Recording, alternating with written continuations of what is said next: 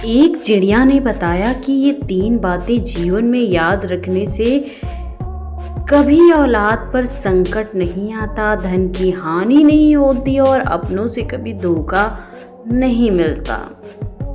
तो मित्रों, इस स्टोरी में आप सुनेंगे कि और जानेंगे कि कैसे ऐसा हो सकता है। कथा शुरू करते हैं, लेकिन आगे बढ़ने से पहले आपको बता दें कि गरुड़ पुराण में कहा गया है कि कथा हो या सीख हो, अगर बीच में छोड़ दिया जाता है तो वो पाप की श्रेणी में आता है। इसलिए आपसे निवेदन है कि वीडियो को अंत तक पूरा देखें और अगर आप एक सनातनी हैं तो वीडियो को लाइक करके चैनल को सब्सक्राइब जरूर कर लें। तो चलिए कथा शुरू करते हैं। पुराने समय की बात है, टीकमगढ़ राज्य के राजा का बेटा जिसका नाम सिद्धार्थ था, नियम का बड़ा पक्का था। वे अपने साथ एक सेवक को लेकर वेश बदलकर रात में नगर में घूमा करता था और नगर में घटने वाली समस्त घटनाओं को देखता था, मनन करता था। राजकुमार सिद्धार्थ के पिता बहुत वृद्ध हो चुके थे, इसलिए एक दिन उनकी मृत्यु हो जाती है। उसके बाद राजकुमार सिद्धार्थ को वहां का राजा बनाया जाता है। राजा बनने के बाद भी राजकुमार ने अपने नगर में घूमना बंद नहीं किया। हाँ, इतना जरूर था, पहले उनके साथ एक सेवक रहता था, अब वो अपने साथ एक मंत्री को रखते थे। एक दिन राजकुमार सिद्धार्थ और उनके मंत्री भेष बदलकर नगर में घूम रहे थे। जब वे गली में होकर गुजर रहे थे तो उन्हें घर के अंदर कुछ स्त्रियों के बोलने की आवाज सुनाई देती है। राजा और मंत्री दरवाजे से सटकर खड़े हो जाते हैं और अचानक वहीं पर अंदर झांकने लगते हैं, देखने लगते हैं। तो उन्होंने देखा कि 3 सुंदर सुंदर युवतियां आपस में बात कर रही थी। बातों से लग रहा था वे तीनों आपस में बहनें थी और तीनों अपनी अपनी पसंद के बारे में बातचीत कर रही थी। बड़ी बहन कहती है, बहनों, मुझे तो स्वादिष्ट भोजन बनाने का शौक है। मैं अपना विवाह किसी राजा या राज रसोइया से करूंगी जो स्वादिष्ट भोजन बनाने में मुझे आगे भी वैसे मजा आता रहे। तब मछली वाली कहती है, बहनों, मैं अपना विवाह किसी राजा के बड़े अधिकारी से करना चाहती हूँ। अगर मेरा विवाह राजा के मंत्री से हो जाए, सेनापति से हो जाए या कोतवाल से हो जाए तो मैं अपने आप को धन्य समझूंगी। छोटी बहन उनकी बातें सुनकर चुपचाप बैठी रहती है। तब उन दोनों बहनों ने अपनी छोटी बहन से पूछा, तुम बड़ी चुपचाप गुमसुम बैठी हो, तुम बताओ। छोटी बहन कहने लगी, बहना, आओ, मेरा काम नौकर चाकर नहीं करना पड़ेगा और ना ही मेरा नौकर चाकर से काम ही चलेगा। मैं अपना विवाह किसी राजा से करूंगी ताकि तुम दोनों के पतियों पर हुक्म चला सकूं और मैं इतना चाहती हूँ कि राजा से मेरे एक ऐसा बेटा पैदा हो जो हंसे तो फूल झड़े, रोए तो आंख से मोती टपके, जिसके एक ओर केस सोने के हों, दूसरी ओर चांदी के हों। मेरा बस सपना यही है। छोटी बहन की बातें सुनकर दोनों बहन ठट्ठा मार कर हंसने लगती हैं। कहने लगती हैं, बहन, तू हमेशा पागलों की तरह बात करती है। तीनों बहन की बातचीत मंत्री द्वार पर बड़े आश्चर्य के साथ सुन रहे थे। राजा ने मंत्री से कहा, मंत्री जी, इस घर को अच्छी तरह से पहचान लो। कल सुबह इन तीनों बहनों को दरबार में बुलवाना, मुझे इनसे कुछ पूछना है। मित्रों की आज्ञा का पालन करते हुए अगले दिन मंत्री ने तीनों बहनों को राजा के दरबार में बुला लिया। राजा ने देखा कि उतनी तीनों में जो सबसे छोटी बहन थी कि मैं राजा से ब्याह करूंगी, वो बहुत ही सुंदर थी। राजा उसकी सुंदरता से मुग्ध हो जाते हैं। उसके बाद राजा ने उन तीनों से पूछा कि कल रात में आप अपने घर में क्या बात कर रही थी? सच सच बताना, तुम तीनों की बातचीत मैंने कानों से सुनी है। अगर तुमने गलत या झूठ बोलने की कोशिश की तो तुम्हें राजकीय दंड के अनुसार दंड मिलेगा। अब वे तीनों स्त्रियों के बीच की बातें राजा के सामने वो कैसे कहती, कैसे जाहिर करती। राजा ने जब उस रात की बातों के बारे में पूछा तो तीनों शर्मा गई, लज्जा के कारण जुबान बंद हो गई। राजा के पूछने पर उन्होंने कहा, हमें कुछ याद नहीं है कि हमने क्या कहा था। राजा ने कहा, आप सब कुछ छोड़कर हमें फिर से वही बातें बताइए और हम तुम्हारी इच्छा को पूरा करने का प्रयास करेंगे। इस प्रकार मजबूर होकर उन तीनों ने रात में जो बातचीत की थी वो राजा को कह सुनाया। तीनों की बात सुनकर राजा बड़ा प्रसन्न हुआ। उसने तुरंत अपने रसोइये को दरबार में बुलाया और तीनों में से बड़ी बहन थी, उसका हाथ रसोइये के हाथ में दे दिया और रसोइये से कहा, आज से ये तुम्हारी पत्नी है और आज से तुम्हारा धर्म है कि तुम इसे स्वादिष्ट भोजन बनाकर खिलाओ। उसके बाद राजा ने अपना एक मंत्री बुलाया और मझली बहन का हाथ उसके हाथ में दे दिया। छोटी वाली से कहा कि तुम्हारी इच्छा थी कि तुम्हारा विवाह किसी राजा से हो, मैं यहाँ का राजा हूँ, तुम्हें मैं अपनी पत्नी स्वीकार करता हूँ।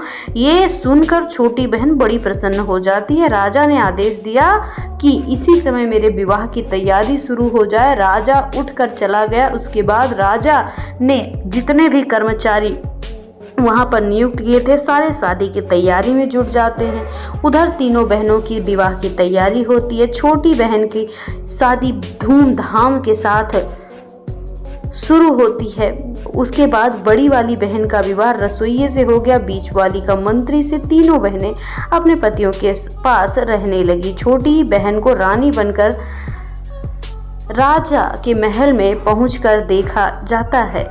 मित्रों, ये देखकर उन दोनों बहनों को छोटी वाली बहन के भाग्य से जलन होने लगी। वे दोनों इकट्ठी होती हैं और इस तरह सोचती हैं कि वे अपनी छोटी वाली बहन की जो बात थी वो सचमुच में रानी बन गई। हम अपनी इच्छा का वर पाकर भी नौकरानी बन गई हैं। हमारी छोटी बहन इतनी कौन सी हूर अप्सरा है जो उसको राजा ने अपनी रानी बना लिया। मछली वाली कहने लगी, बहन बुरा तो मुझे भी लग रहा है। राजा ने उसमें ऐसा क्या देख लिया जो उससे शादी कर ली? आदमी हर तरह की बातें सोचता है, करता है। मेरा समय तो छोटी वाली नहीं बल्कि तुम रानी बनने की योग्य थी। बड़ी वाली ने कहा, आश्चर्य तो मुझे भी हो रहा है। राजा की अकल पर पत्थर पड़ गया है। जो तुम जैसी 100 गुना अच्छी सुंदर छोड़कर उसने छोटी को चुन लिया। मित्रों, इस प्रकार वो दोनों बहनें एक दूसरे को कोसने लगी, एक दूसरे की बुराई करने लगी। दिल को तसल्ली देने के लिए कई बार इधर उधर की बातें करती, कई बार मन में उल्टे सीधे विचार लाती। बहन हम उसकी बड़ी बहन होकर भी नौकर चाकर हैं, नौकर चाकर की पत्नियां हैं और वो हमसे छोटी होकर भी हम पे हुक्म बजाती है। हम और हमारे पति उसके इशारे पे नाचने लगते हैं। इस तरह की बात करके दोनों दिन रात अपनी छाती जलाती। कई बार सोचती कि उसे खत्म कर दिया जाए या राजा की नज़रों में गिरा दिया जाए, तभी हमारे मन को शांति मिलेगी। वे दिन रात इसी उपाय में लगी रहती। वे जब भी अपनी बहन से मिलने जाती थी तो अपनी हैसियत का ख्याल नहीं करती थी, बल्कि वो अपनी बहनों से इस तरह मिलती थी कि उन्हें ऐसे न लगे कि उन्हें नीचा दिखाया जा रहा है। लेकिन छोटी बहन अपनी दोनों बहनों से बहुत प्रेम करती थी। सभी लोग जानते थे कि दोनों नौकरों की पत्नियां हैं और उनकी बहन रानी है। मित्रों, कुछ महीनों के बाद रानी गर्भ ठहर जाता है। ये खबर पाकर राजा बड़ा खुशी होता है। इधर छोटी वाली बहन से मिलने दोनों बहनें पहुंच आती हैं। कहती हैं, बहन बड़ी खुशी हुई कि तुम माँ बनने वाली हो। अब तो हम दोनों बहनें बच्चे के जन्म पे तुम्हारा खूब देखभाल करेंगी। रानी ने कहा, इससे अच्छी बात मेरे लिए क्या हो सकती है कि तुम मेरी बड़ी बहन मेरी माँ के समान हो। तुमसे बढ़कर भला मेरी देखभाल कौन करेगा? तुम अपने पतियों के द्वारा ये आवेदन राजा के सामने पेश कर दो कि वे यही स्वीकार कर लें। मित्रों, उन्होंने अपने पतियों के द्वारा राजा से आवेदन किया। राजा ने कहा ठीक है, ये बात हम रानी से पूछकर आपको बताएंगे। राजा ने अपनी रानी से पूछा तो वो खुशी खुशी तैयार हो गए। अब तो राजा ने उन दोनों बहनों के लिए रानी के पास रहने, उनकी देखरेख करने की अनुमति दे दी। वे दोनों बहनें रानी के पास महल के अंदर रहने लगी। उन्हें अपनी दुष्टता का प्रदर्शन करने का पूरा मौका मिल रहा था। इधर जब रानी के बच्चे का जन्म होने वाला था, समय आ ही रहा था, तो उन्होंने सारी दास दासियों को हटा दिया। इधर रानी ने एक बहुत ही सुंदर पुत्र को जन्म दिया। पुत्र को देखकर दोनों बहन को जलन चौगुनी हो गई। चुपचाप उन दोनों ने उस बच्चे को महल के बाहर कंबल में लपेटकर लकड़ी के संदूक में नदी के किनारे बहा दिया और वहां से एक मरा हुआ कुत्ते का बच्चा उठाकर रानी के पास लाकर रख देती हैं और महल की सभी दास दासियों को बताती हैं कि रानी ने एक मरे हुए कुत्ते को जन्म दिया है। इस प्रकार सुनकर सब हैरान रह जाते हैं। इधर राजा को जब मालूम हुआ तो वो क्रोध से पीला लाल होने लगा। राजा कहने लगा कि ऐसी स्त्री का मैं क्या करूंगा जो कुत्ते के बच्चे को जन्म देने वाली है। मैं तो इस रानी को मरवा दूंगा। राजा को ऐसा कहता देखकर मंत्री ने उन्हें समझाया बुझाया और शांत किया। इधर वो संदूक नहर से बहता हुआ नहर आगे निकल रहा था। नहर जो थी वो राजा के बगीचे से होकर जाने वाली थी। उस बगीचे में कोई रखवाली करने वाला सिपाही नियुक्त किया गया था। उस सिपाही का घर नहर के किनारे था। उसने नहर में जाते हुए संदूक को देखा तो निकाला। उसे खोलकर देखा, उसमें अत्यंत तेजवान सुंदर बालक लेटा था। बालक को देखकर सिपाही हैरान था कि किस बेवकूफ़ ने भला बालक को नहर में डाल दिया है। उस सिपाही ने ज़्यादा सोच विचार नहीं किया, बच्चे को नहर से निकाला। उसके बाद उसके पास कोई संतान भी नहीं थी, इसलिए वो उस बच्चे को उठाकर अपनी पत्नी के पास ले आता है। बोलता है, भाग्यवान, आज हमें भगवान ने बच्चा दिया है। उसकी पत्नी भी वो बच्चा पाकर खुश हो जाती है। उस दिन के बाद बिना किसी से चर्चा किए उस सिपाही की पत्नी उस बच्चे का पालन पोषण करती है। धीरे धीरे 1 वर्ष बीतता है। उधर दूसरे वर्ष रानी ने भी एक पुत्र को जन्म दिया। इस बार भी उसकी बहनों ने उसी तरह की दुष्टता करके बच्चे को बाहर ले जाकर नहर में फेंक दिया और रानी के पास एक मरी हुई बिल्ली का बच्चा लाकर रख दिया। बिल्ली को देखकर राजा का क्रोध 7वें आसमान पर पहुंच जाता है। पूरे राजमहल में मातम छा जाता है। राजा इस बार रानी को मार देना चाहता है। राजा ने अत्यंत क्रोध दिखाकर मंत्री ने फिर समझाया और रानी को मारने से बचा लिया और धीरे धीरे राजा और राजमहल के लोगों में रानी के सम्मान कम होने लगा। मित्रों, आपको बता दें कि किस तरह वो नहर में बच्चा बहता हुआ फिर उसी सिपाही को मिल जाता है। दूसरा बच्चा भी वो अपनी पत्नी को दे देता है। उसे अपने बच्चे की तरह वो पालने लगती है। कुछ दिनों बाद रानी ने एक बच्चे को जन्म दिया। इस बार रानी ने एक बेटी को जन्म दिया था, लेकिन उस रानी की दुष्ट बहनों ने उस बेटी को पहले की तरह उठाकर नहर में फेंक दिया। वो बेटी उसी माली के हाथ में लगती है और फिर बच्ची की फिर उसी तरह पालन पोषण करते हैं। इधर राजा अपने क्रोध को इस बार नहीं रोक पाया, क्योंकि रानी की दुष्ट बहनों ने रानी के पास एक मरी हुई छछूंदर रख दिया था। राजा सोचने लगा कि इस रानी की वजह से हमारे पूरे नगर में बदनामी हो रही है। सब लोग यही कह रहे हैं कि रानी कुत्ते बिल्ली पैदा कर रही है, कोई कलंकिनी है, राजा के घर में आ गई है। अब तो मैं इसको बिल्कुल नहीं छोड़ूंगा। इधर राजा की मनसा फली समझने के बाद मंत्री ने हाथ पैर जोड़कर निवेदन करके रानी को बचा लिया। मंत्री ने कहा, महाराज, इसमें रानी का क्या दोष, इसे मारने से क्या फ़ायदा। आपके घर में बेटा बेटी नहीं हो रहे हैं, इसलिए यही उचित होगा कि आप रानी को मारने के बजाय छोड़ दें। राजा ने कहा, मंत्री जी, अगर तुम चाहते हो कि मैं रानी को जान से नहीं मारूं, लेकिन मैं इसको सज़ा ज़रूर देना चाहूँगा और ऐसी सज़ा दूंगा जो मृत्युदंड से बढ़कर कष्टकारक हो। इस बार राजा ने कहा कि मैं तुम्हारी बात नहीं सुनूंगा मंत्री। इस बार एक चौराहे पर एक जेलनुमा महल बनवाया, उसमें एक लकड़ी का पिंजरा रखा, पिंजरे में रानी को बंद करा दिया। राजा ने आदेश करवाया कि इस चौराहे से जो भी निकल के जाए वो रानी के ऊपर थूक कर जाएगा। जो व्यक्ति ऐसा नहीं करेगा उसे कठोर सजा दी जाएगी। जो इस रानी को थूकेगा वही यहाँ से जा पाएगा। राजा का यह फरमान सुनकर मंत्री को बुरा लगता है। मंत्री सोचने लगता है कि इस सजा के योग तो ये रानी नहीं है।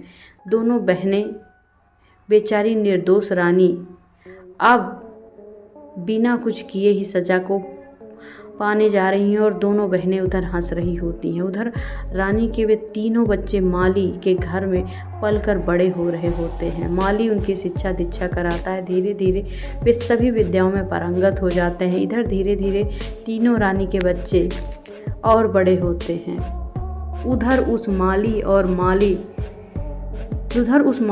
माली के पत्नी की कुछ दिनों में मृत्यु हो जाती है। उनके मरने का अंतिम संस्कार तीनों भाई बहन मिलकर करने लगते हैं। दोनों भाइयों को राजा के यहाँ नौकरी मिल जाती है, परंतु उनकी कभी राजा से भेंट नहीं होती है। एक दिन दोनों भाई शिकार खेलने जाते हैं। उधर उनकी बहन अकेली ही थी, सिर्फ 2 दासियां उनके साथ थी। उसी समय उनके यहाँ एक बड़ी माँ आती है और कहती है, बेटी मैं तुम्हारे यहाँ कुछ समय ठहरना चाहती हूँ। लड़की ने तुरंत अनुमति दे दी। लड़की ने बूढ़ी माँ को भोजन कराया, खूब सेवा की, अपने घर के आसपास सुंदर बगीचे और तालाब को दिखाया। वहाँ सुंदर वातावरण देखकर बूढ़ी माँ का हृदय गदगद हो जाता है। लड़की ने पूछा, अम्मा मेरे महल बाग तुम्हें कैसे लगते हैं? क्या राय है? क्या कोई चीज़ की कमी है जो यहाँ होनी चाहिए? बुढ़िया ने कहा, बेटी ये प्रश्न मुझसे ना करो तो अच्छा होगा। मैं कहूँगी तो तुम कहोगी। ये 2 टके की बुढ़िया मेरे महल और बाग में नुक्स निकालने आ गई है। जोर देकर वो कहने लगती है। उसने कहा, मैं ऐसा कुछ कहूँगी तो तुम कुछ समझोगी कि मैं कमी निकालना चाहती हूँ। मुझे बताओ। वो कहती है कि आप मुझे बताओ, मैं कोशिश करूँगी कि आपको बुरा भी ना लगे और जो कमी हो मैं पूरा कर पाऊँ। तब बुढ़िया ने कहा, बेटी ये सब कुछ तुम्हारा है, ठीक है, किंतु मेरी समझ में यहाँ 3 चीज़ें और आ जाएं तो तुम्हारा संसार में बगीचा सबसे सुंदर होगा, लेकिन उनका मिलना बड़ा कठिन है। वो 3 चीज़ें क्या हैं? ध्यान देकर सुनो। एक तो बुलबुल मनुष्य की तरह बोलती है। जब वो बोलती है तो उसके आसपास सैकड़ों हजारों चिड़िया जमा हो जाती हैं और उसके स्वर में स्वर मिलाने लगती हैं। दूसरा एक गाने वाला पेड़, उसके पत्ते मोटे और चिकने होते हैं। जब हवा चलने पर पत्ते एक दूसरे से रगड़ खाते हैं तो उससे मधुर संगीत निकलता है। उस संगीत को हर कोई सुनने वाला मुग्ध हो जाता है। तीसरी वस्तु सुनहरा पानी, उसकी एक बूंद किसी बर्तन में रख दी जाए, बर्तन अपने आप भर जाता है और फिर उसमें से एक फव्वारा निकलता है जो कभी नहीं रुकता, क्योंकि वो पानी लौटकर उसी बर्तन में गिरता रहता है। बुढ़िया की बात सुनकर लड़की कहने लगती है, अम्मा अगर तुम्हें इन 3 चीज़ों के बारे में पता है तो विस्तार से बताओ। तुम भी ये जानती होगी कि ये वस्तुएं कहाँ मिलती हैं, मुझे बताओ, मैं उनकी प्राप्ति के लिए प्रयत्न करूँगी। बूढ़ी महिला ने कहा, बेटा मैं तुम्हें ये नहीं बता सकती, लेकिन इतना ज़रूर बता सकती हूँ कि यहाँ से कोई व्यक्ति उत्तर दिशा में चला जाए और सीधा चलता जाए तो 10 दिन की यात्रा के बाद जो पहला व्यक्ति उसे मिलेगा उससे पूछे कि ये वस्तुएं कहाँ मिलेंगी, वही आगे की राह बताएगा। अच्छा बेटी बुढ़िया का कहना सुनने के बाद काफ़ी देर बाद वहाँ से जाती है और कहती है, अब चलती हूँ। बुढ़िया को क्या मालूम था कि वो लड़की इतनी साहसी है कि खुद इन चीज़ों की तलाश में आगे निकलेगी, इसलिए उसने विस्तार से वो सब कुछ बता दिया था जो उसे मालूम था। लड़की ने उसकी बताई हुई एक एक बात को याद कर इधर से दोनों लड़के जब शिकार से लौट कर आते हैं तो अपनी बहन को उदास बैठा हुआ देखते हैं। उन्होंने पूछा, क्या बात है, आज तुम्हारी तबीयत खराब है? क्या कोई बात है तुम्हारी मर्जी के खिलाफ है? लड़की ने सिर झुकाकर कहा, नहीं भाई, ऐसी कोई बात नहीं। भाइयों ने कहा, ये तो तुम झूठ बोल रही हो, कुछ तो ऐसा जरूर हुआ है जो तुम्हें दुख दे रहा है। अगर तुम नहीं बताओगी तो हम तुम्हारे पास से उठकर चले जाएंगे। तब लड़की ने देखा कि दोनों भाई बात जानने के लिए अड़े हैं। तब उसने उनसे कहा, तुम इसलिए नहीं बताना चाहती कि हम जान जाएंगे तो तुम्हें क्या कहेंगे, लेकिन तुम्हें बताना पड़ेगा। तो वो कहती है कि मैं जो कहूँगी उसे सुनकर तुम लोग कष्ट और चिंता में पड़ जाओगे। खैर, जब तुम लोग जिद कर ही रहे हो तो मैं बता देती हूँ। हमारे पिता ने एक महल हमारे लिए बनवाया था और अपनी समझ से सुंदरता और सजावट की कोई वस्तु की कमी नहीं रखी थी, लेकिन अभी भी उसमें कुछ कमियां हैं। किंतु आज मुझे 3 चीज़ों के बारे में पता हुआ है। अगर वे 3 चीज़ इस भाग में आ जाएं तो हमारा महल अद्वितीय सुंदर हो जाएगा। दोनों राजकुमारों ने बहन से पूछा, ऐसी कौन सी चीज़ है, शीघ्र ही बताओ। वो लड़की कहती है, भाइयों, एक उम्दा किस्म की बुलबुल जो बोलने वाली हो, गाना सुनाकर हजारों पक्षी को इकट्ठा करके एक ही स्वर में मिलाने लगे। दूसरा, गाने वाला पेड़ जिसके पत्तों के रगड़ से संगीत निकलता हो। तीसरा, सुनहरा पानी जिसके एक बूंद से कभी खत्म ना होने वाला फव्वारा बन जाता हो। मैं ऐसी चिंता में हूँ कि इन्हें कैसे प्राप्त करूँ। दोनों राजकुमारों ने पूछा, बहन, अगर तुम बता दो कि ये तीनों चीज़ कहाँ मिलती है, किस दिशा में मिलती है, तो हम ढूंढ कर तुम्हें ला कर देंगे। मित्रों, इस प्रकार अगले दिन उनमें से एक बड़ा राजकुमार वो अस्त्र शस्त्र लेकर घोड़े पे बैठकर तीनों चीज़ों लेने के लिए चल देता है। तो लड़की रोने लगती है, कहने लगती है, भैया, मैं कितनी दुष्ट हूँ जो अपने शौक के लिए तुम्हें मुसीबत में फंसा रही हूँ। मैं अपनी मांग वापस कर लेती हूँ। अब भी कभी भी मैं इन चीज़ों का जिक्र नहीं करूँगी। तुम मत जाओ। तब बड़े राजकुमार ने कहा, बहन, एक बार कमर कस लेनी चाहिए तो पीछे नहीं हटना चाहिए। अगर मैं हट जाऊंगा तो हमेशा मेरे दिल में ये बात खटकती रहेगी कि मैं कायर हूँ। मित्रों, राजकुमार ने अपनी बहन को एक खंजर दिया और कहने लगा, जब तक ये खंजर ठीक है, मैं सकुशल हूँ, लेकिन अगर इसमें खून की बूंद टपकने लगे तो समझ लेना मैं जीवित नहीं हूँ। ये सुनकर वे दोनों बहन भाई उदास होकर कहने लगे, भाई, तुम ऐसी खतरनाक यात्रा पर मत जाओ। लेकिन बड़े राजकुमार ने एक ना सुनी। उसने फौरन घोड़ा दौड़ा लिया, सीधी उत्तर दिशा की ओर चलता गया। 20 दिन के सफर तय करने के बाद तभी उसे अजीब सा दृश्य दिखाई देता है। उसने देखा कि एक झोपड़ी सी बनी हुई है, उसके बाहर एक बूढ़ा आदमी बैठा हुआ है। उसके बाल सफ़ेद से हैं, उसकी दाढ़ी मूछें बहुत बढ़े हुए हैं, उसका शरीर पूरा ढका हुआ है, उसके हाथ और पैरों में नाखून बहुत बड़े बड़े हो गए हैं। उसने अपना शरीर एक चटाई से ढका था, उसके ऊपर बाल पड़े हुए हैं। राजकुमार देखकर समझ गया तो जरूर कोई तपस्वी साधु है जो दुर्गम और निर्जन स्थान में अकेला बैठा है। जरूर उन चीज़ों के बारे में ये साधु जानता होगा। राजा घोड़े से नीचे उतरा और उसने उस वृद्ध तपस्वी के पास जाकर प्रणाम किया। तपस्वी ने उसके प्रति कुछ बोलने का साहस नहीं किया, कुछ कहने की कोशिश कर रहा था।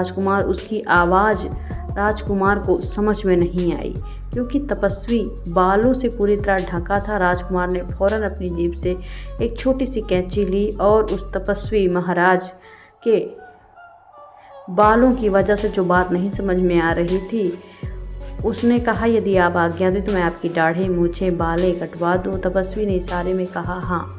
राजकुमार ने उसके बाल काट दिए। अब तो साधु का चेहरा बिल्कुल बदल गया था। राजकुमार ने कहा, तपस्वी, यदि मेरे पास दर्पण होता तो मैं आपको जरूर दिखाता कि बालों के काटने के बाद आप बूढ़े से जवान हो गए। राजकुमार की ऐसी बातें सुनकर तपस्वी मुस्कुराकर बोला, बेटा, मैं तुम्हारा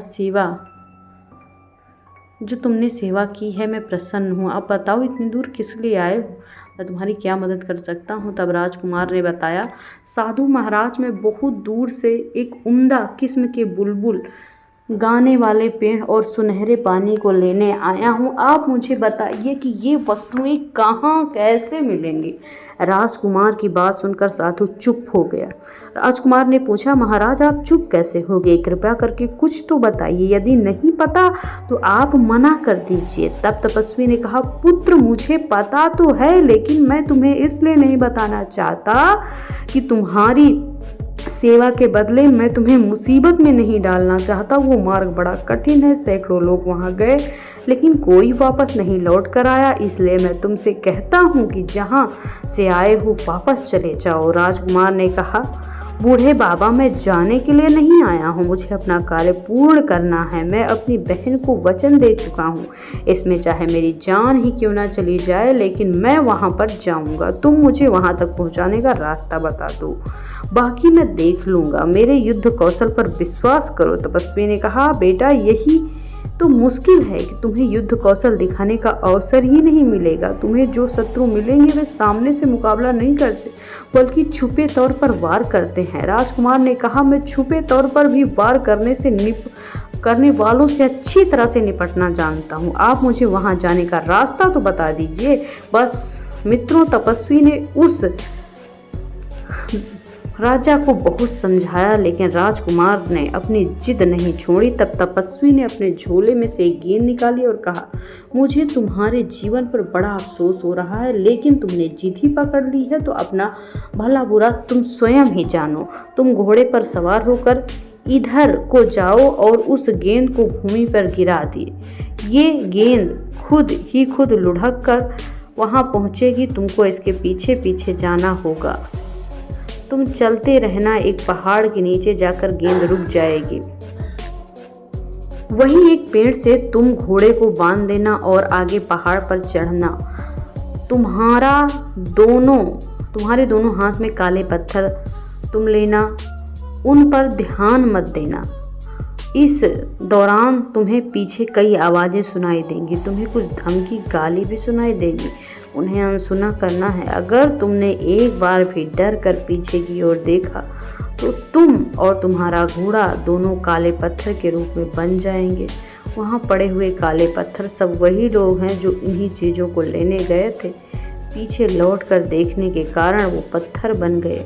अगर तुम कुशलता पूर्वक पहाड़ की चोटी पे पहुंच गए तो वहाँ एक वृक्ष पर टंगा हुआ पिंजरा मिलेगा, जिसमें गाने वाली चिड़िया मौजूद होगी। उस चिड़िया की बातें तुम्हें डराने वाली होंगी, लेकिन तुम डरना नहीं, बल्कि उससे तुम उस गाने वाले पेड़ और सुनहरे पानी का पता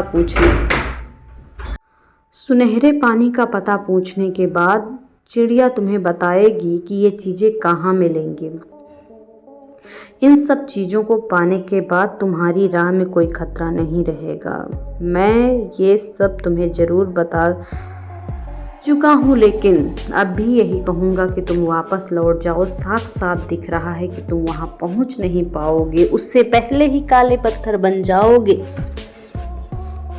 राजकुमार आगे चल देता है। तपस्वी ने वो गेंद लुढ़का दी। गेंद लुढ़कते लुढ़कते पहाड़ी के तलहटी पर जाकर रुक गई। वहां से जाने पर उसे एक बड़ा सांकरा रास्ता मिलता है। राजकुमार ने घोड़े को वहीं बांध दिया, पहाड़ पर चढ़ने लगा। कुछ दूर आगे जाने पर बड़े बड़े काले पत्थर दिखाई दिए। उन पत्थरों के बीच में 5 ही कदम आगे बढ़ा, तभी पीछे से कुछ आवाज़ें शुरू हुई। वे आवाज़ें उस समय राजकुमार को धमका रही थी। कोई कह रही थी, कौन है बेवकूफ़ जो आगे जा रहा है। कोई आवाज़ कर रही थी, पकड़ो इसे। कोई कहती थी, ये कितना बड़ा दुष्ट है, इसे पकड़कर मार डालो। कोई उस पर चीखती थी, कोई चिल्लाती थी, कोई कहती थी, इसे घेर लो, जरूर ये चिड़ियों को चुराने आया है। राजकुमार ने उन आवाज़ों की अपेक्षा तेजी से आगे बढ़ना ही उचित समझा, लेकिन वो जितने आगे बढ़ रहा था आवाज़ें और तेज हो रही थी। उसके कान के पर्दे फटने लगे, दिमाग सुन्न होने लगा। तपस्वी ने उसे जो बताया था वो उसके दिमाग से निकल गया और एक बार वो पीछे मुड़कर देखने लगा। जैसे ही देखा, वो घोड़ा और राजकुमार दोनों पत्थर बन जाते हैं। इधर अपनी बहन को राजकुमार ने जो खंजर दिया था कि मेरी मृत्यु होने पर इन खंजर से खून टपकने लगेगा, राजकुमारी उस खंजर को रोजाना म्यान से निकाल कर देखती, लेकिन उधर जैसे ही राजकुमार काला पत्थर बना वैसे ही खंजर से खून टपकने लगा। ये देखकर राजकुमारी जोर जोर से रोने लगी, सिर पटक पटक कर कहने लगी, हाय मेरी नादानी, तुम्हारी जान चली गई। ना जाने किस मनहूस घड़ी में वो कमबख्त बुढ़िया यहाँ आई थी, और ना वो यहाँ आती ना मैं इस झंझट में पड़ती। मैंने उसके हाथ उसी वक्त काट देने थे, उसकी मुंह तोड़ देना था। साथ ही अगर मैंने अपने भाई को ये बात ना बताई होती, मैं लालच में न पड़ी होती, तो भगवान मेरा भैया जिंदा होता, जिंदा घर लौटता। चाहे मेरी मौत भेज दे लेकिन मेरे भैया को भेज दे। चिड़िया और पेड़ और उस पानी का क्या करूँगी, मुझे कुछ नहीं चाहिए, मुझे सिर्फ मेरा भाई चाहिए। लड़की रोती हुई रहती है। उसका दूसरा भाई रोने लगता है और कहने लगा, बहन रोने धोने का कोई फ़ायदा नहीं, तुम वो करो, मैं पता लगाऊंगा कि भैया किस प्रकृति के कारण मरे हैं। किसी शत्रु ने उन्हें घेर लिया है, किसी ने उन्हें मार डाला है। मैं उसे जिंदा नहीं छोड़ूंगा, भैया की मौत का बदला लूँगा, ज़रूर लूँगा। बहन ने अपने उस दूसरे भाई को बहुत समझाया और उसे रोकने का प्रयास भी करने लगी, मगर वो नहीं रुका।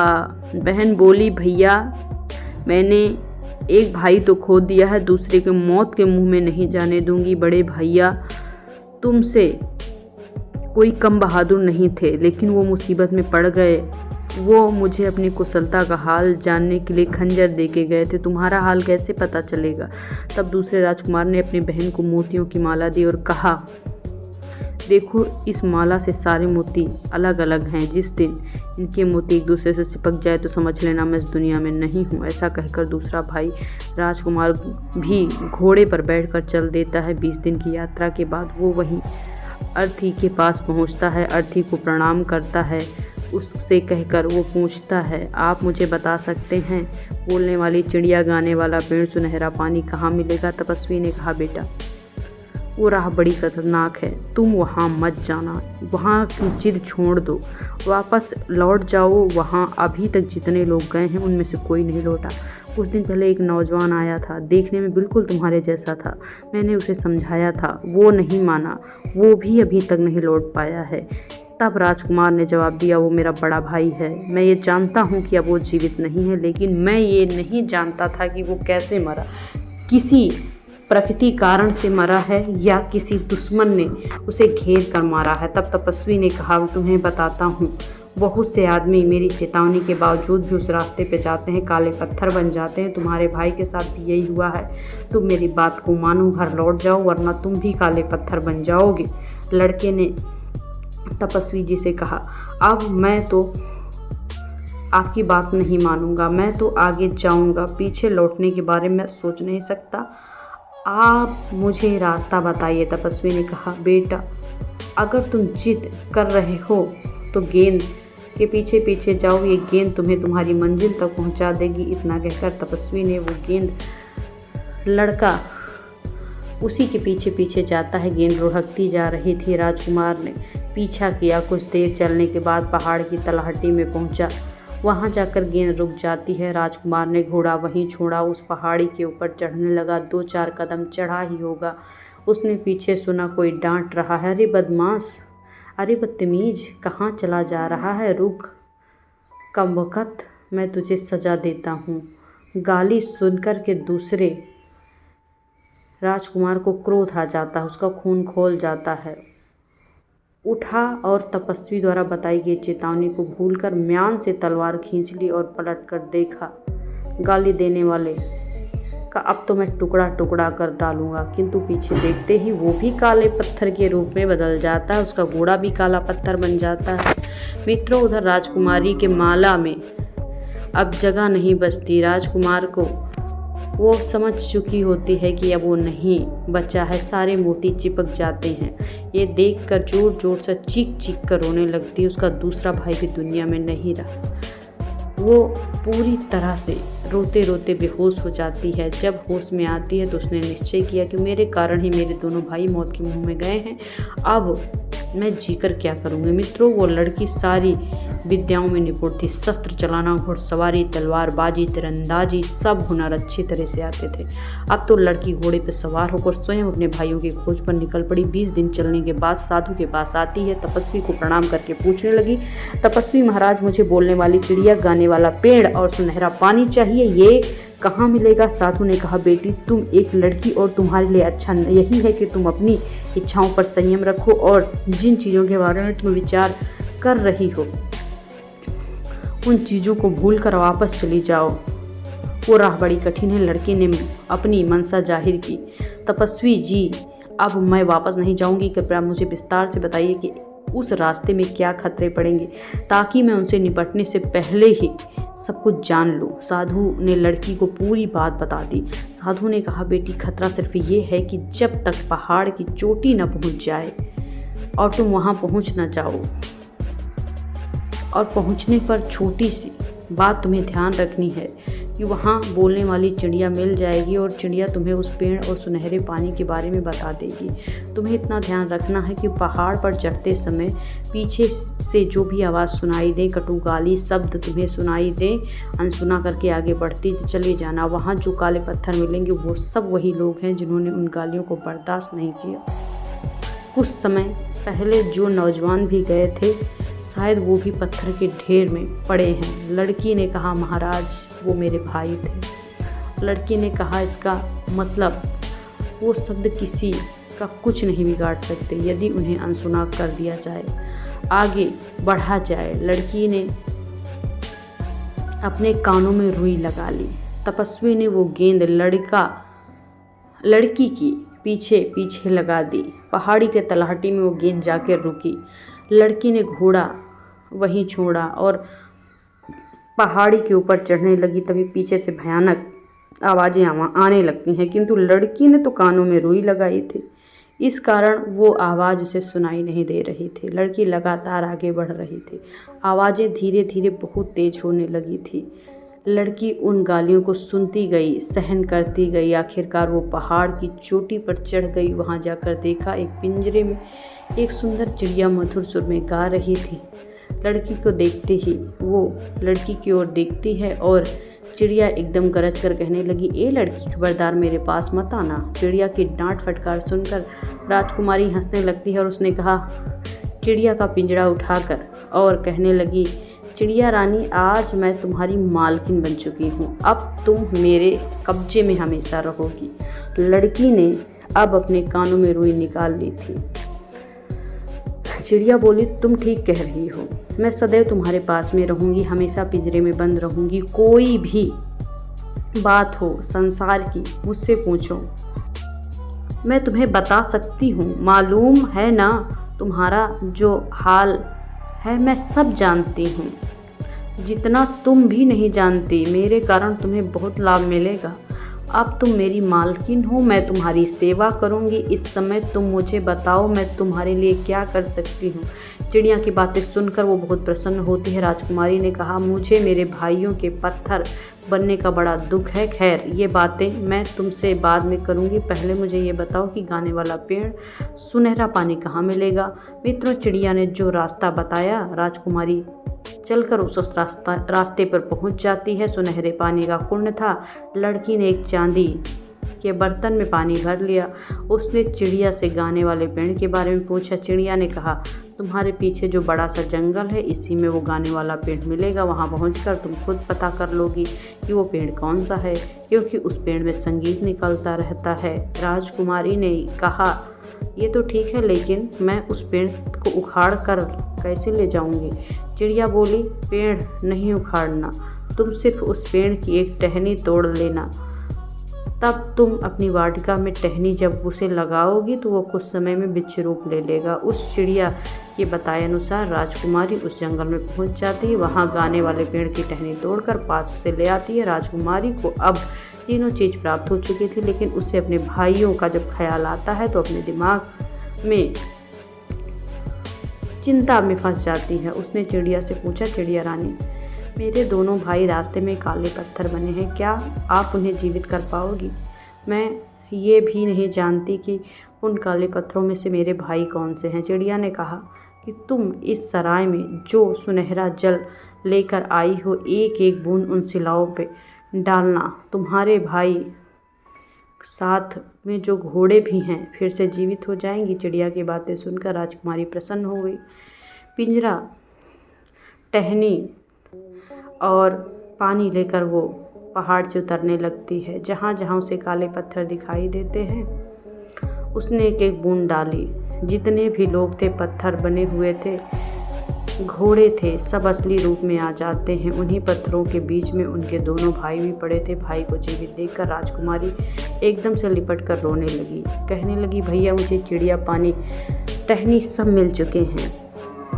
इनसे मिलने से तुम जीवित हो पाए हो और यहाँ पड़े जितने भी काले पत्थर हैं मैंने सबको जीवित कर दिया। मित्रों, वे सब राजा राजकुमारी का धन्यवाद करने लगे कि तुमने हमें जीवित कर दिया, हम आजीवन तुम्हारे आभारी रहेंगे, तुम्हारी आज्ञा का पालन करेंगे। राजकुमारी बोली, मैंने तुम लोगों का कोई एहसान नहीं लेना, मैं अपने भाइयों को जिंदा करना चाहती थी, उसमें अगर तुम्हारा लाभ हो गया तो बड़ी खुशी की बात है। अब तुम लोग अपने निवास के स्थान पर चले जाओ। मित्रों, इधर राजकुमारी और उसके दोनों भाई अपने घोड़े पर सवार हो जाते हैं। दोनों राजकुमार एक एक चीज लेकर वहां से लौटने लगते हैं। गाने वाला पेड़ राजकुमारी चिड़िया पिंजरे में लेकर दोनों भाइयों के साथ चल देती है। राजकुमारी ने जीवन दान सबको दे दिया था, वे सब उनके पीछे चलने लगते हैं। राजकुमारी और दोनों राजकुमार जब तपस्वी साधु की कुटिया पर उनका धन्यवाद करने के लिए आते हैं तो साधु अपनी कुटिया से गायब हो चुके थे। वो तपस्वी इतने ही काम के लिए वहाँ मुद्दतों से बैठा था कि उन तपस्वी साधु की सहायता से ही आज राजकुमारी ने तीनों चीज़ें प्राप्त की थी।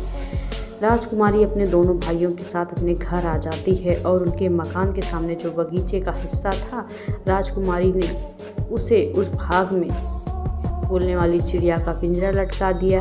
चिड़िया ने जैसा है बोलना शुरू किया था, उसके आसपास हजारों पक्षी आकर जमा हो जाते हैं। वो चिड़िया के सुर में सुर मिलाने लगते हैं। राजकुमारी ने थोड़ी दूर पर गाने वाले पेड़ की टहनी लगा दी, वो विशाल वृक्ष में तब्दील हो जाता है। कुछ ही दिन में अब हवा चलने से उसके पत्तों की रगड़ से संगीत ध्वनि फूटती है। राजकुमारी ने एक संगमरमर के पत्थर से बाग में एक कुंड बनवाया, उस कुंड में सुनहरा पानी डाल दिया। कुछ ही देर में वहाँ पर कुंड भर गया और उसमें एक पानी का फुहारा उठने लगा। मित्रों, कुछ समय में उस बगीचे के बारे में पूरे शहर में चर्चा हो उठी। शहर के लोग तमाशा देखने के लिए राजकुमारी के बाग में आने लगे। धीरे धीरे पूरे शहर में उसके इस चीज़ की चर्चा हो रही थी। लोग उन तीनों को जान गए थे। अब सब लोग राजकुमारी और उसके भाइयों से बहुत प्रेम करने लगे। एक दिन दोनों राजकुमार शिकार खेलने जाते हैं संयोग से। उसी समय उस जंगल में वहाँ का राजा भी शिकार खेलने आता है। अचानक दोनों राजकुमार राजा के सामने आ जाते हैं। दोनों राजकुमारों ने राजा को प्रणाम किया। दोनों राजकुमार इतने सुंदर थे कि उनकी सुंदरता देखकर राजा देखता रह जाता है। उनसे उनका नाम पूछा, निवास स्थान पूछा। दोनों राजकुमारों ने हाथ जोड़कर कहा, महाराज, हम लोग अपने आपके भूतपूर्व सिपाही के पुत्र हैं। हमारे पिता अब इस दुनिया में नहीं रहे हैं। हम दोनों अपनी बहन के साथ जंगल किनारे उस महल में रहते हैं। मेरे पिता ने आपसे अनुमति लेकर उसे बनवाया था। हमें वो इसलिए वो अच्छा वातावरण लगता था। बड़े होकर हम सेवा करते हैं आपकी। राजा ने कहा, ये तो ठीक है, लेकिन लगता है तुम यहाँ शिकार खेल रहे हो। क्या तुम्हें मालूम नहीं ये शाही शिकारगाह है और यहाँ कोई शिकार नहीं खेल सकता। दोनों राजकुमारों ने निवेदन किया, क्षमा करें महाराज, हमारे पिता की मौत आसान नहीं थी। हमारा निर्देशक कोई आसान व्यक्ति भी नहीं था, इसलिए हम लोगों का ज्ञान अधूरा है और अन्य नौजवानों की तरह हमसे भी भूल हो जाती है। मित्रों, राजकुमारों की बात को सुनकर राजा मुस्कुरा देता है, कहने लगता है, पुत्रों, क्या तुम्हें शिकार नहीं आता? या तब दोनों ने जवाब दिया, हाँ महाराज, हमें शिकार खेलना आता तो है, लेकिन बहुत अच्छी तरह से नहीं आता। अगर आप अवसर दे कर देखें तो हम आपको कुछ शिकार करके दिखा पाएंगे। हमें शिकार खेल कर दिखाओ, राजा कहते हैं। मित्रों, दोनों राजकुमार ने थोड़ी ही देर में शेर और एक रीछ का शिकार करके राजा के सामने लाकर रख दिया। राजा ने उन राजकुमारों की वीरता देखी और खुश हो गए। कहने लगे, पुत्रों, तुम्हारी वीरता से आज मुझे बड़ा गर्व हो रहा है। मैं चाहता हूँ कि तुम मेरे साथ मेरे महल चलो, भोजन करो। राजकुमार ने कहा, महाराज, इस समय हम आपके साथ नहीं चल सकते। हम इस समय उद्दंडता जो हम कर रहे हैं इसे हमें क्षमा कर दे। राजा ने आश्चर्य से पूछा, क्यों नहीं चल सकते? उन्होंने बताया कि हमारी एक बहन भी है, हम तीनों साथ में रहते हैं, तीनों साथ में खाते पीते हैं, अपनी बहन की सलाह से ही कहीं जाते हैं। अगर आपके यहाँ आएंगे तो भी हम अपनी बहन की सलाह से आएंगे। तुम अपनी बहन की इतनी बात मानते हो, एक दूसरे की सलाह पर काम करते हो? राजा ने कहा, अगर ऐसा ही है तो ठीक है, आज तुम अपने घर से अपनी बहन को पूछ कर आना है तुम्हें। कल तुम इसी जगह पर हमें मिलना। दोनों राजकुमार उस घटना की बातचीत अपनी बहन से बताने की कोशिश करते हैं। अगले दिन जब वे फिर उसी जंगल में शिकार खेलने गए तो राजा ने पूछा, तुमने सलाह ली या नहीं? राजा के पूछने पर दोनों घबरा जाते, दोनों एक दूसरे को देखने लगते हैं। कहते हैं, महाराज हमसे भूल हो गई, हमने इस चर्चा के बारे में अपनी बहन से कहा ही नहीं, कल पूछ लेंगे। राजकुमार अपने घर आते हैं, दोबारा अपनी बहन से कहते हैं, आज हम शिकार खेलने गए थे, हमें वहाँ राजा मिला था और राजा ने हम दोनों को भोजन पर बुलाया है। राजकुमारी ने कहा, ये तो तुम्हारे लिए सौभाग्य की बात है, लेकिन रुको, राजा अग्नि जल इनकी उल्टी रीत से बचकर चलियो, थोड़ी पलियो प्रीत। मैं उस बोलने वाली चिड़िया से पहले पूछ लूँ कि राजा का निमंत्रण स्वीकार करना चाहिए या नहीं। राजकुमारी फौरन चिड़िया का पिंजरा लेकर कमरे में आई और पूछने लगी, चिड़िया रानी, तुम्हें तो सारी बात पता है, तुमसे कोई बात छुपी नहीं है, तुम सलाह देती हो ना, हमेशा सही सलाह देती हो। मुझे तुमसे अपने भाइयों के लिए सलाह चाहिए। राजा ने उन्हें भोजन पर बुलाया है, बताओ इसमें क्या राय है? चिड़िया ने कहा, मालकिन, तुम्हारे भाइयों को राजा की आज्ञा माननी चाहिए। राजा पूरे राज्य का मालिक होता है, उनका मेहमान बनने में इन दोनों को किसी प्रकार की कोई हानि नहीं। वो शौक से जाएं, लेकिन दोनों राजकुमार राजा के लिए भी अपने घर भोजन का निमंत्रण देकर आएं। राजकुमारी ने पूछा, हे चिड़िया रानी, मुझे एक बात बताओ, मेरे भाइयों को निमंत्रण पर अगर राजा हमारे घर आएंगे तो मुझे राजा के सामने निकलना चाहिए या नहीं? चिड़िया ने कहा, इसमें कोई हर्ज नहीं, राजा हर बात से अपनी प्रजा के लिए पिता के समान होता है और पिता के सामने जाने में किस बात की झिझक? चिड़िया से राजकुमारी ने पूछा।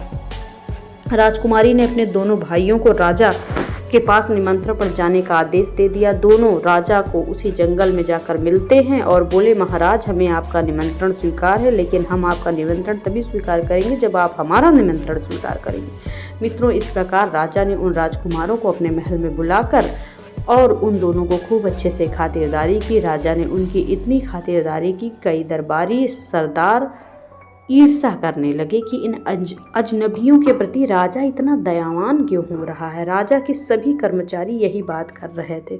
सब लोग ये सोचकर हैरान थे कि ये अपरिचित को इतना सम्मान क्यों दे रहा है। दोनों राजकुमारों ने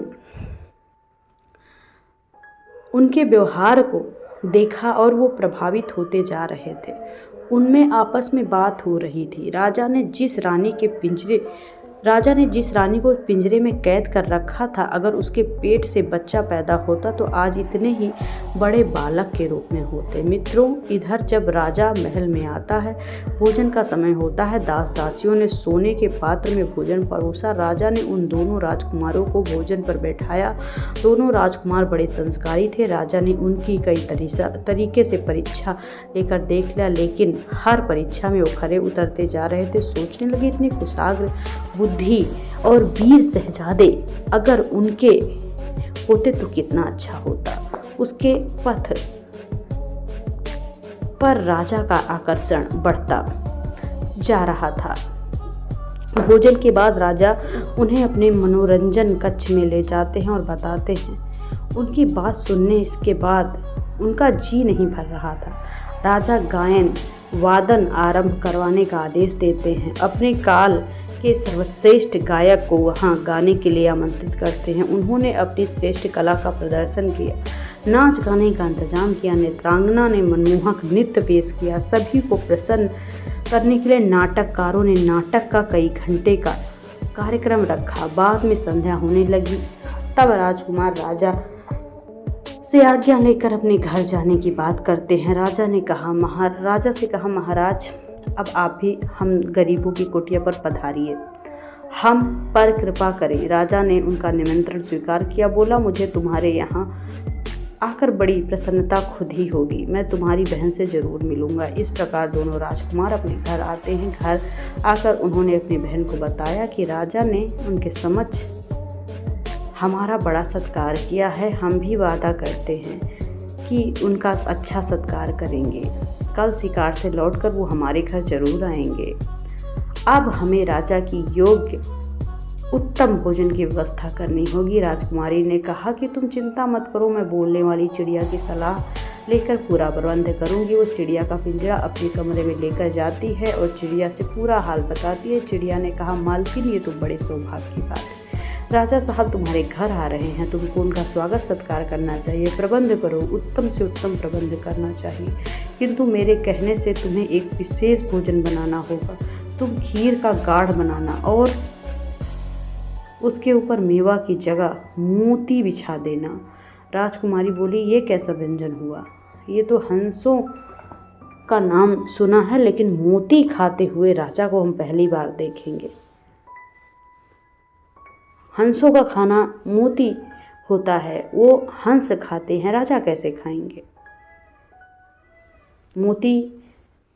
इतने मोती मिलेंगे कहाँ? चिड़िया ने कहा, तुम चिंता मत करो, तुम्हारे बगीचे की पूर्व दिशा में एक पेड़ खड़ा है, उस पेड़ की जड़ खुदवाना, तुम्हें वहाँ ढेर सारे मोती मिल जाएंगे। चिड़िया ने कहा, तुम नौकरों को लेकर जाकर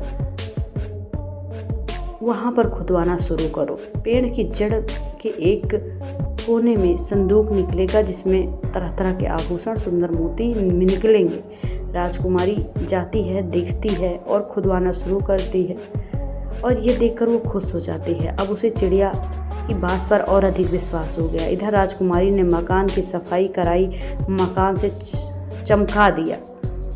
दोनों राजकुमार बढ़िया कपड़े पहनकर घोड़े पर सवार होकर शाही शिकार करते हुए गांव में पहुंचे। शिकार गांव में कुछ देर तक उन्होंने राजा के साथ रहकर शिकार खेला, किंतु उस रोज गर्मी अधिक थी, धूप बहुत ज़्यादा थी, इसलिए उस दिन उन दोनों ने शिकार खेलना जल्दी खत्म कर दिया और अपने सैनिकों को वापस भेज दिया। राजा अपने दोनों सैनिकों के साथ उस कुमार के घर आते हैं। उधर जब राजा उनके द्वार पर आता है तो राजकुमारी ने हाथ जोड़कर राजा को प्रणाम किया। राजकुमारों ने बताया कि हमारी बहन है। राजा ने राजकुमारी के साथ अच्छे से बात की। वो राजकुमार की सुंदरता और सूरत को काफ़ी देर निहारता रहा। राजकुमारी की सूरत देखकर राजा को कुछ याद सा आ रहा था। उसकी सूरत किसी से कुछ मिलती जुलती समझ में आ रही थी, मगर वो समझ नहीं पा रहा था कि इसकी सूरत किससे मिलती है। उसके बाद राजकुमारी राजा को अपने घर के अंदर बुला ले जाती है और अपने घर के खूबसूरत हिस्से बगीचे में राजा को ले जाती है। राजा ने पूरा भवन देखकर कहा, तुमने अपने महल की सजावट बड़े अच्छे ढंग से की है, अब मुझे अपना बाग दिखाओ। कोई आदमी मुझे तुम्हारे बाग के बारे में बता रहा था, ये बाग तुम्हारे पिता के द्वारा लगाया हुआ है। राजा बाग को गौर से देख रहा था। उस बाग में सब कुछ सुंदर था, लेकिन उस बाग के बीच में जो फुहारा था, राजा की नज़र उस पानी पर जम गई। उस फुहारे के सुनहरे पानी काफ़ी ऊंचाई तक उछल रहे थे। राजा ने पास में जाकर देखा तो हैरान रह गया, जब तक उसे एक पेड़ से एक सुंदर ध्वनि सुनाई देने लगी। राजा कहने लगता है, इन्होंने अपने बगीचे में गाने बजाने का इंतजाम कर रखा है, क्योंकि बाग से बड़े ही सुंदर सुंदर ध्वनि वाले संगीत निकल रहे हैं। राजा ने उनसे पूछा, क्या सच में तुमने गाने बजाने के लिए बाग में प्रबंध कर रखा है?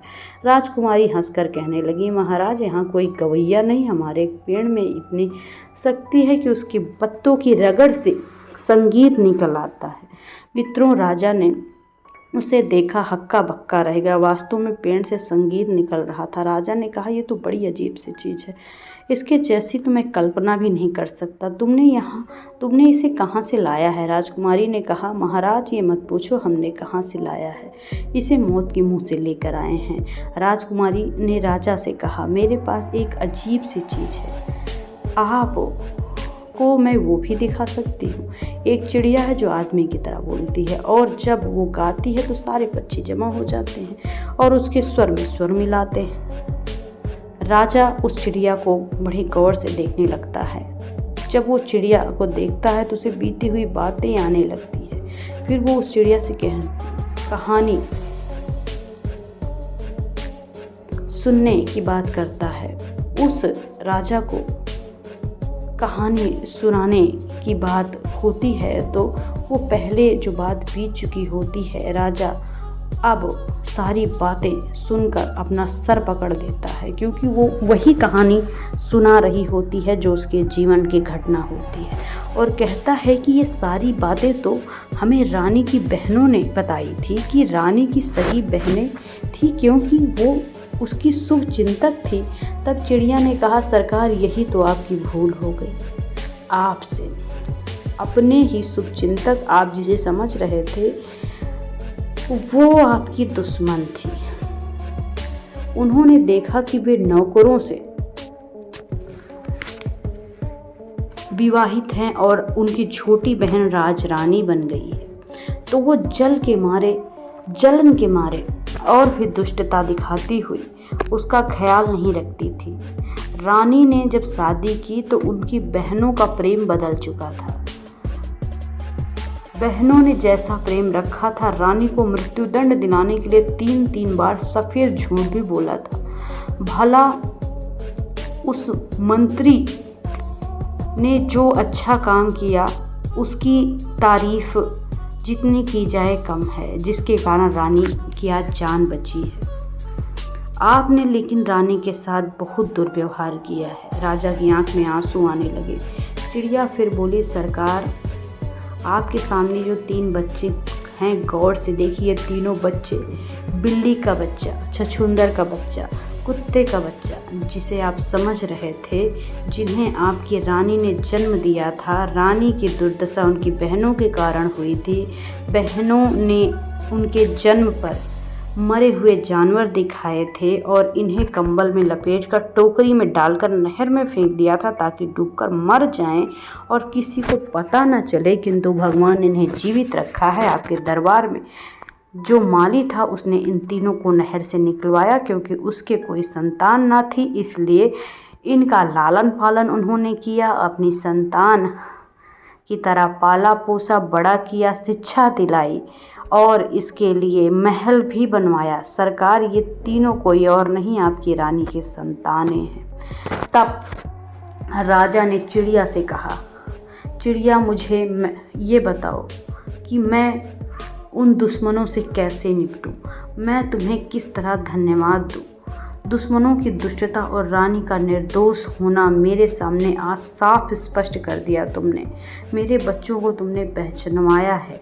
मैं बराबर सोचता था कि इन लड़कों के प्रति मेरा आकर्षण क्यों उपज रहा, मेरी ममता क्यों बढ़ रही है, लेकिन उनके बातों से मैं उन्हें पकड़ नहीं पा रहा था। इस प्रकार राजा ने अपने तीनों बच्चों को गले लगा लिया। चारों की आंख में आंसू की धार बहने लगी। आज अपने बच्चों से मिलकर बड़ा खुश हुआ हूँ। राजा को ऐसा लग रहा था कि उनकी आत्मा सामने प्रकट हो गई। उसके बाद सबने मिलकर भोजन का आनंद लिया। कुछ देर बाद बात करने के बाद राजा ने कहा, अब मैं महल जाऊँगा, कल फिर वापस आऊँगा। लोगों को मेरे नहीं बल्कि अपनी माता के स्वागत की तैयारियाँ तुम लोगों को करनी है। इसके बाद महल में रहने के लिए चलना है। महल में पहुंचकर राजा ने मंत्री को बुलवाया, उसकी खूब प्रशंसा की कि तुम बहुत बुद्धिमान मंत्री हो, तुम्हारे कारण आज रानी की जान बची है। फिर उसने रानी की बहनों की दुष्टता का वर्णन मंत्री के सामने किया। राजा ने मंत्री को सारी बात बता दी कि उन दोनों दुष्ट स्त्रियों ने कैसे उनके साथ दुर्व्यवहार किया, उन्हें बुलाकर दंड दिया जाए। मैं अपनी रानी को इतना दुख दे चुका हूँ, किसी भी प्रकार से वे दया के पात्र नहीं हैं जो मेरे रानी के साथ ऐसा करती थी। मित्रों, मंत्री ने बिना देर किए राजा की आज्ञा के अनुसार सारे कार्य पूरे किए। दोनों दुष्ट बहनों को दंड दिया, जिसकी वजह से उनको और उनकी रानी को इतनी दुखों का सामना उठाना पड़ा। उसी चौराहे पर उन्हें पिंजरे में बंद कराया, पिंजरे से रानी को निकाला। राजा ने उसे गले लगाकर बार बार क्षमा मांगी। रानी को बताया कि उनके दोनों बेटे बेटी जिंदा हैं। ये खबर राज में फैल गई। सभी लोग उत्सव मनाने लगे, नाच गान करने लगे। राजा महल में आ गया। तीनों बच्चे अपनी माँ से लिपटकर रोने लगे। अपने बच्चों से मिलकर रानी प्रसन्न हुई, परमात्मा का बार बार शुक्रिया करने लगी। राजकुमारी ने अपनी माँ को उस बोलने वाली चिड़िया से मिलाया और सुंदर बाग में उस पेड़ का संगीत सुनाया। चिड़िया ने राजा और रानी से कहा, राजन, जीवन में 3 महत्वपूर्ण बातें याद रखनी चाहिए। इससे न केवल अपनी औलाद पर संकट आता है, कभी कभी औलाद भी संकट में आ जाते हैं, कभी धन की हानि होती है। धोखेबाजों से बचकर रहना चाहिए। पहली बात, बिना देखे सुने किसी की बात पर विश्वास नहीं करना चाहिए। निर्णायक कदम नहीं उठाना चाहिए। अगर किसी को सजा देने की बात हो तब कभी सुनी सुनाई बात पर विश्वास नहीं करना चाहिए। हमेशा अपनी आंखों से देखकर कसौटी पर जाकर ही उचित कदम उठाना चाहिए। कई बार इस तरह के निर्णय से निर्दोषी दोषी बन जाते हैं और गुनहगार बच जाते हैं। किसी भी काम में संयम और विवेक का निर्णय लेना चाहिए, चाहे वो धन के मामले में हो, रिश्ते के मामले में हो। जल्दबाजी, अंधविश्वास से बचना चाहिए। अपने निर्णय में संतुलन रखना चाहिए। सही समय पर निर्णय लेना चाहिए। आपको आर्थिक हानि से भी बचाएगा। धोखे की संभावना कम रहेगी। नंबर 2, कितना भी घनिष्ठ मित्र हो उस पर विश्वास नहीं करना चाहिए। हमेशा विश्वासी ही धोखा देते हैं। विश्वास तब तक करें जब तक वो कसौटी पर परख उन्हें ना, और बीच बीच में उनकी परीक्षा करते रहें। नंबर 3, लोग धोखा इन 3 कारणों से देते हैं। ईर्ष्या, बस लोभ, अपमान। हमेशा ईर्ष्या रखने वाले, दूसरे लोभी लालची कामी लोगों से दूर रखना चाहिए। किसी का अपमान मत करिए। आप हमेशा अपना परिवार पर ही ध्यान रखिए। सदैव धोखों और संकटों से बचते रहिए। कभी धन की हानि नहीं होगी मित्रों। इस तरह राजा ने अपना पूरा परिवार इकट्ठा कर लिया और फिर राजा खुशी से अपने घर और महल में लौट जाता है। रानी की सारी मुश्किलें कट जाती हैं। दोस्तों, ये कहानी कैसी लगी कमेंट सेक्शन में ज़रूर बताइएगा। आपसे अगले वीडियो में फिर चर्चा करेंगे। तब तक के लिए धन्यवाद। जय श्री कृष्ण, जय श्री राम। भगवान आप सभी का कल्याण करें।